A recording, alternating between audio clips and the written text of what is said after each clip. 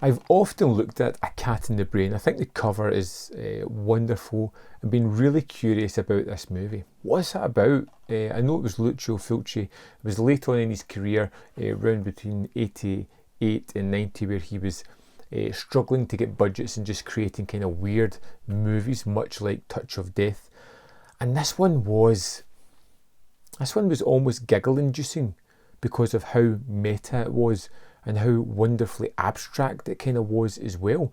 Really weird kind of movie that was decades beyond its time, well, before the time of meta actually took off. And this is a movie all about a director. Lucio Fulci plays himself in the movie, and this guy has been tormented, twisted, his psyche's a little bit damaged by dealing out all these movies of gore, blood and horrendous acts to other human beings.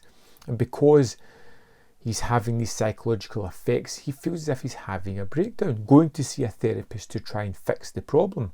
The therapist, of course, has other ideas and decides to hypnotise Fulci and kind of use him to cover up the psychiatrist's brutal murders that he's going to commit, and hopefully blame it on Fulci at some point. And you see Fulci as a character struggling to deal with everyday life as all these images of blood and brutality flood his brain and let him almost break psychologically.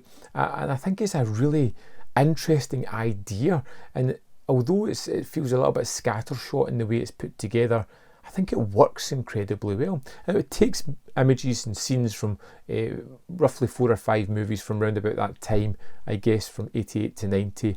He purposed quite a bit from Touch of Death as well, which I just watched before this. And he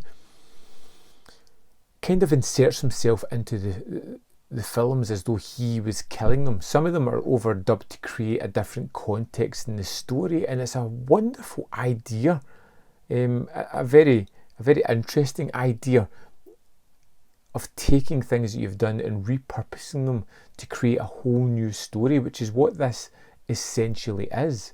And it doesn't turn out as bad as that idea sounds. It actually turns out very well.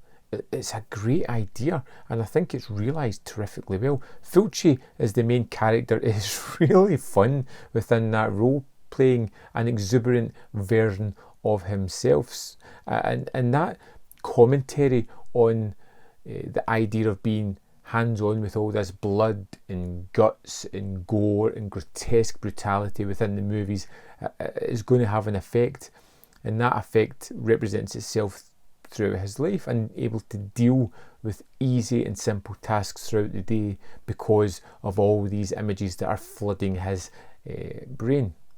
A Cat in the Brain is absolutely bonkers. It feels as though it has comedic moments in it. It has moments of sheer brilliance. The idea, the comprehension of this idea is just marvellous, that he's had the smarts to really put this together. Like I said, it's well ahead of its time, really interesting, really different, and you get to see Fulci in a whole new light, which I really enjoyed.